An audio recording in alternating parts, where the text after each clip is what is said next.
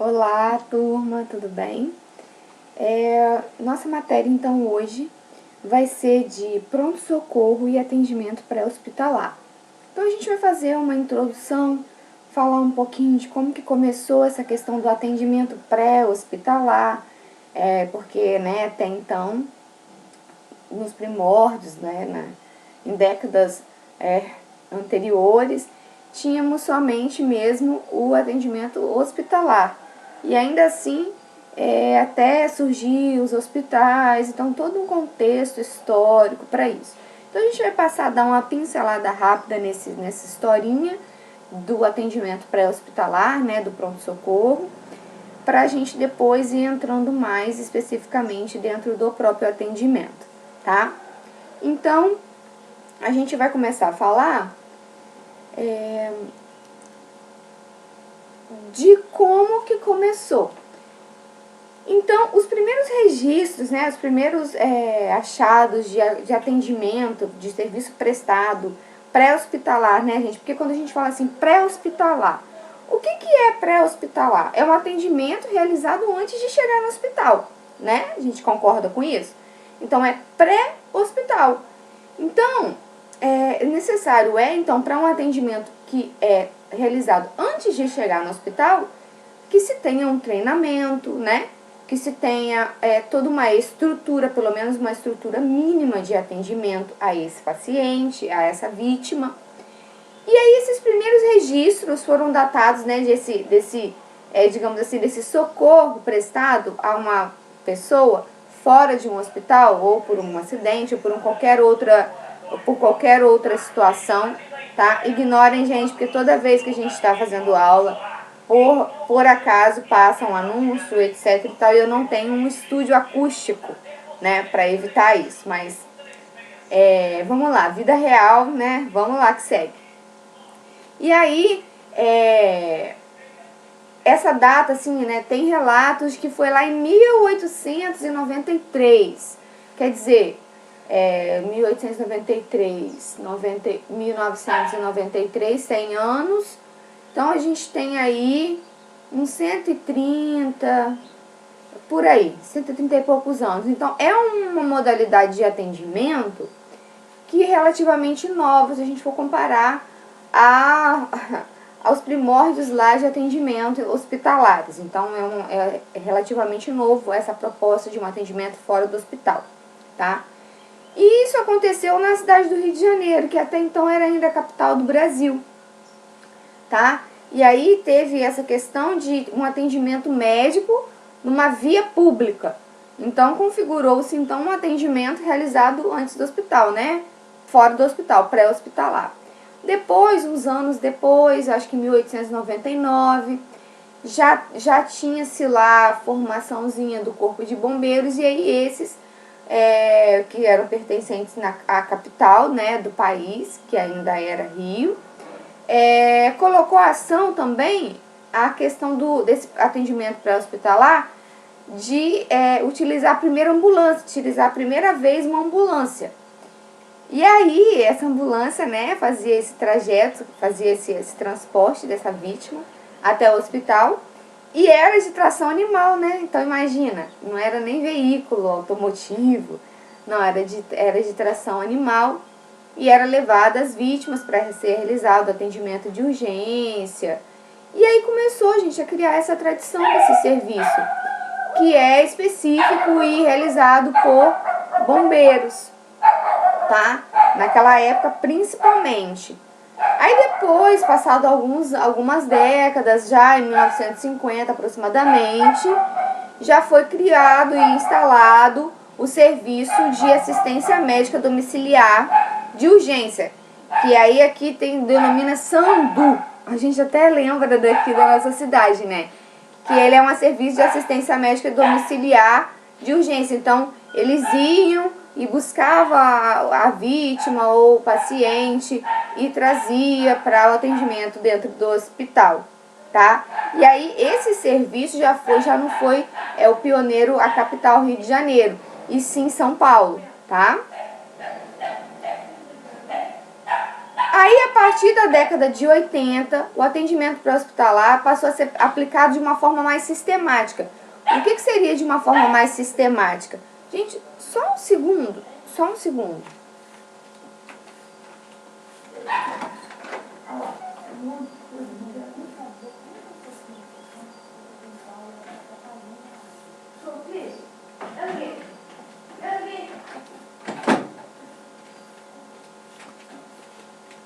Desculpa, gente, voltei. E aí, essa configuração, a partir da década de 80, passou a ser mais aplicada mais sistematicamente. O que é sistematicamente? É ter um padrão maior, sabe? Ter sempre seguir um padrão pré-determinado para se prestar esse atendimento. E aí, essa sistematização também, pelo Corpo de Bombeiro, estruturou mais esse serviço de atendimento pré-hospitalar, tá? E aí, todas essas questões foram se encaminhando para que esse tipo de atendimento fosse ficando cada vez um pouquinho mais estruturado, ter ganhado um padrão mais específico. Então, em qualquer lugar do Brasil ou do mundo, se você falar de atendimento pré-hospitalar, tem diretrizes a serem seguidas, por exemplo, para uma ressuscitação cardiopulmonar, então para uma RCP, tudo tem uma diretriz hoje falando, mas vindo dessas estruturações lá de trás, para seguir um padrão. Porque não tem como, né, gente? Vamos dizer, eu tô no Brasil, ok. Eu sofri uma parada cardíaca na rua, é feito um tipo de procedimento em mim. Ok, que é comprovado, que é o ideal, que consegue salvar vidas, que tem uma boa eficácia. Mas aí eu viajei para a Europa, viajei para os Estados Unidos. Aí eu chego lá, é realizado um outro tipo de procedimento completamente diferente. Sendo que o problema, né, é bem parecido. Então, não. Isso tudo hoje em dia, então, está padronizado. E isso veio, essa historinha que eu estou contando é porque veio sendo estruturado ao longo desse tempo, tá? E aí, no Brasil também, a gente vai vendo esse crescimento. Depois da década de 80, começou a ser sistematizado. Então, tem um padrãozinho. Em 88, o bombeiro também foi lá e introduziu mais um instrumento para esse atendimento, que é o socorro extra-hospitalar aéreo. Então já faz aquelas socorro por helicóptero, né? Pega o paciente, traz o paciente, já é um diferencial a mais, né? E depois disso, lá em 1990, foi só sendo aperfeiçoado, né? Tendo o atendimento sendo realizado por socorristas, também do Corpo de Bombeiro, por médicos. E aí a gente vai evoluindo até hoje em dia, que nós temos enfermeiros, socorristas, técnicos de enfermagem, socorristas, todos esses profissionais com cursos especializados em pronto-socorro, né, em pronto atendimento, de um atendimento pré-hospitalar, em socorro de urgência e emergência fora do hospital. Então veio nessa evolução e a gente está até hoje. Então hoje já está mais estruturado, sistematizado, a gente tem esse atendimento em grandes centros, muito mais especializado do que na nossa cidade, em pequenos centros, mas a gente já vê que temos uma estrutura mesmo bem melhor. E aí a gente vai entrar um pouquinho e falar sobre a ética nesse atendimento pré-hospitalar.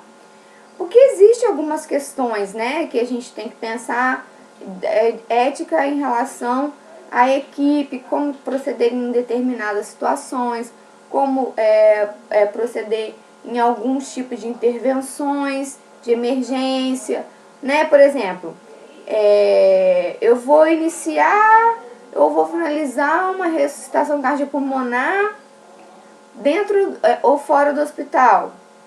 Eu vou fazer na rua, eu vou fazer fora. O suporte básico de vida, como que vai ser? Eu vou entubar, eu vou tentar fazer um procedimento mais invasivo no paciente fora mesmo do hospital?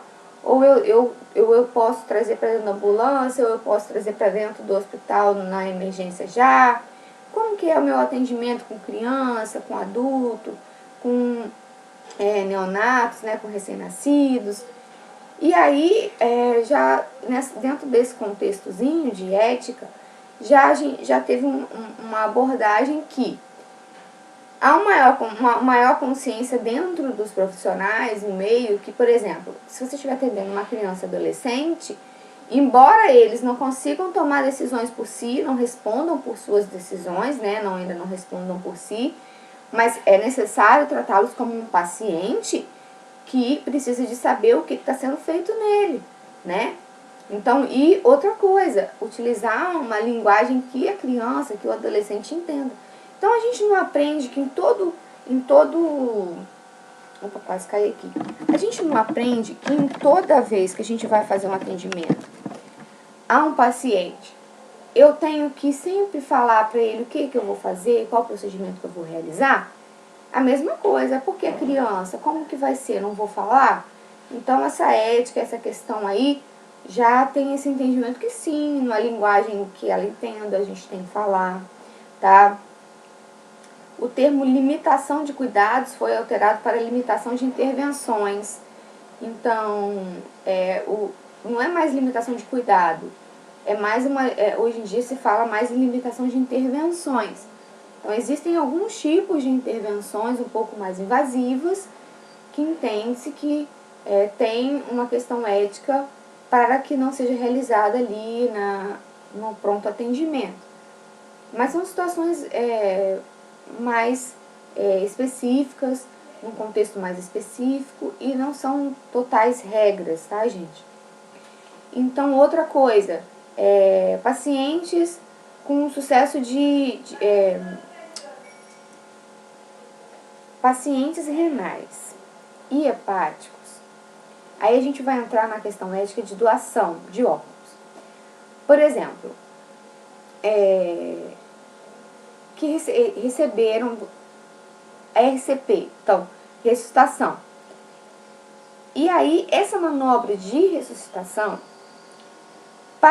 se a gente for fazer uma comparação em relação à doação de órgãos, ainda tem uma controvérsia, tá? Por exemplo, se eu fizer uma ressuscitação, receber essa intervenção, e aí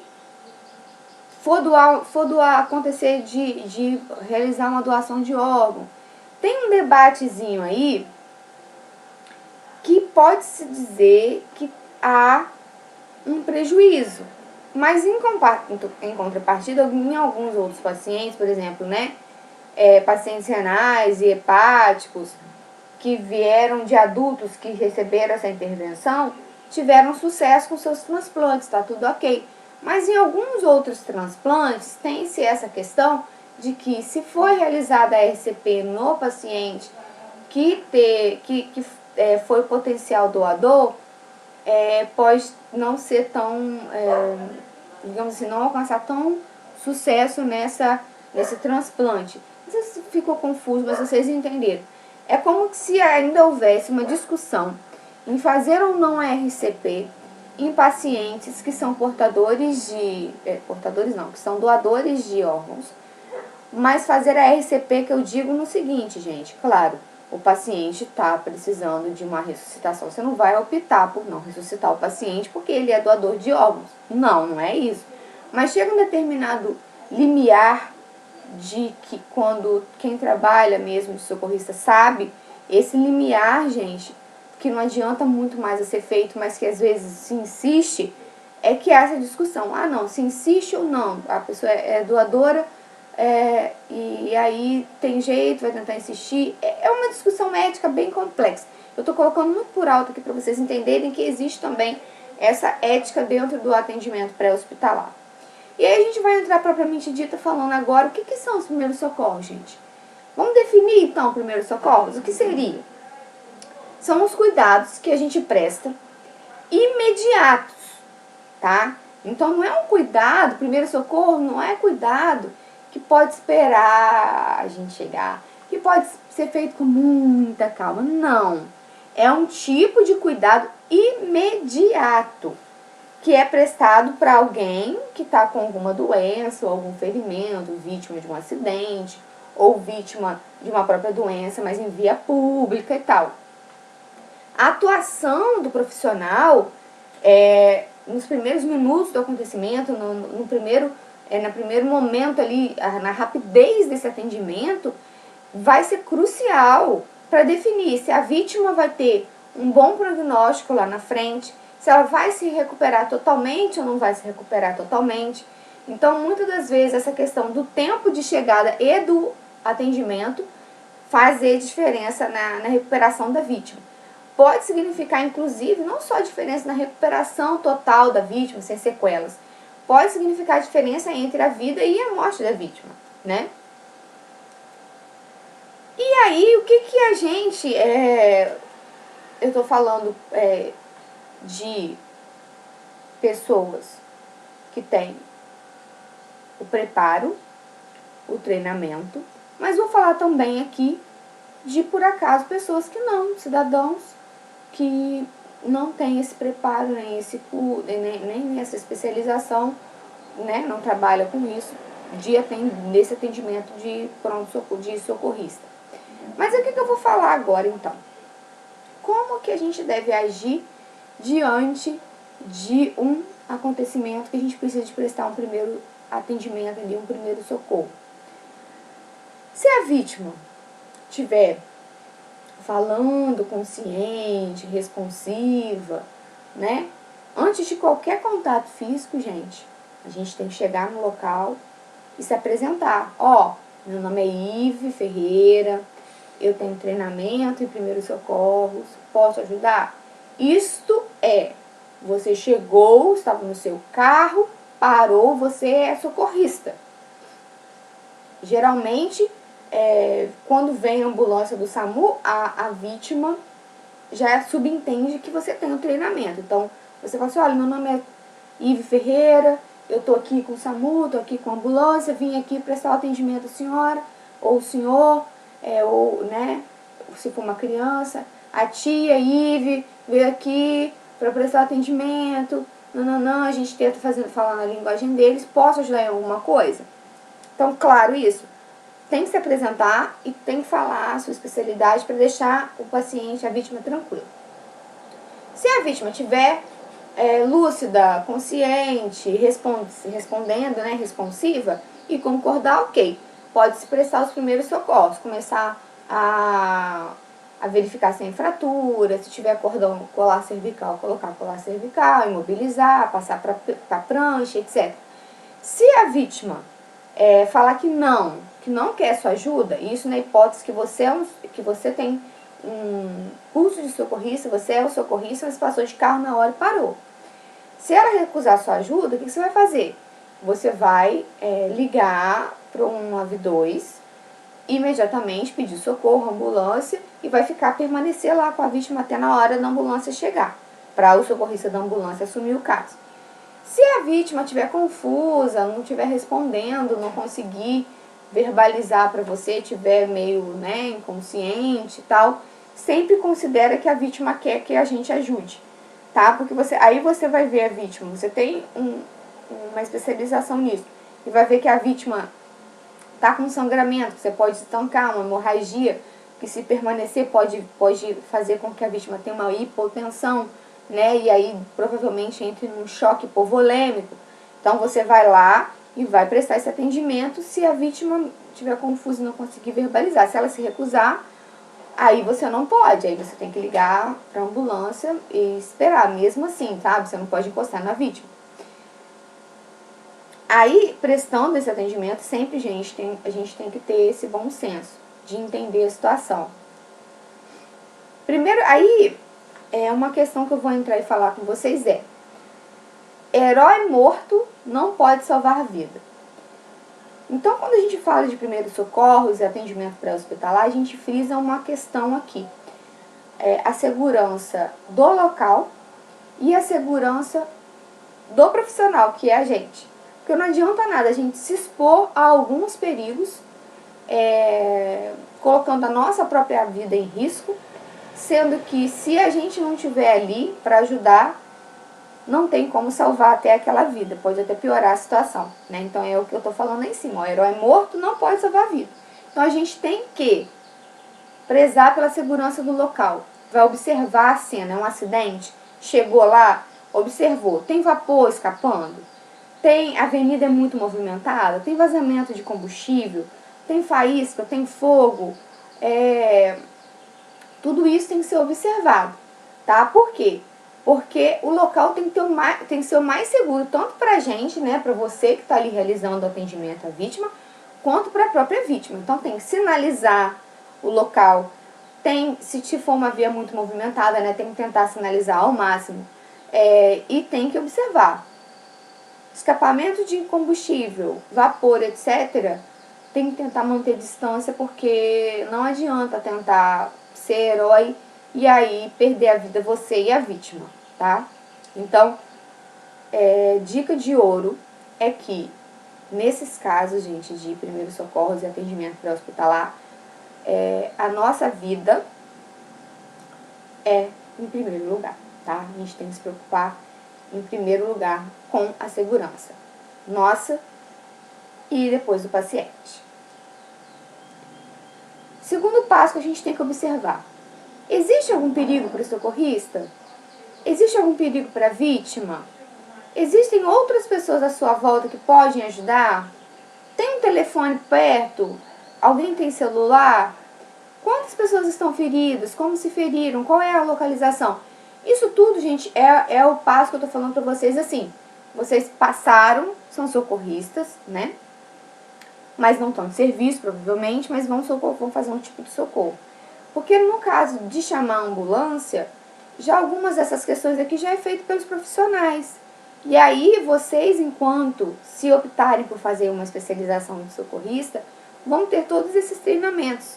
Então a gente aqui está passando de uma forma geralzona para vocês entenderem como funciona. Então todas essas perguntas aí, depois que a gente visualizou a segurança, ok, tá seguro, eu posso começar a trabalhar, eu vou começar a pensar assim: sinalizei tudo, deixa eu ver, tem algum perigo para mim? Não, vou continuar. Tem algum perigo para a vítima?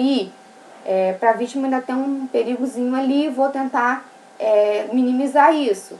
Existem outras pessoas em volta que pode realizar ajuda? Então, peraí, se tiver segurando alguma coisa para mim e tal, posso fazer uso dessa pessoa. Verificar, no contexto geral, a gente tem sempre que analisar a cena, tá? Olhar para a cena como um todo. Isso daí a gente treina o olhar quando a gente está fazendo, quem curte, né, fazer essa especialização, já começa a treinar esse olhar para bater o olho na cena, já ver os potenciais riscos e eliminar se possível. Tá vendo? Aí eu coloquei alguns exemplos de acidentes, né, pra gente entender.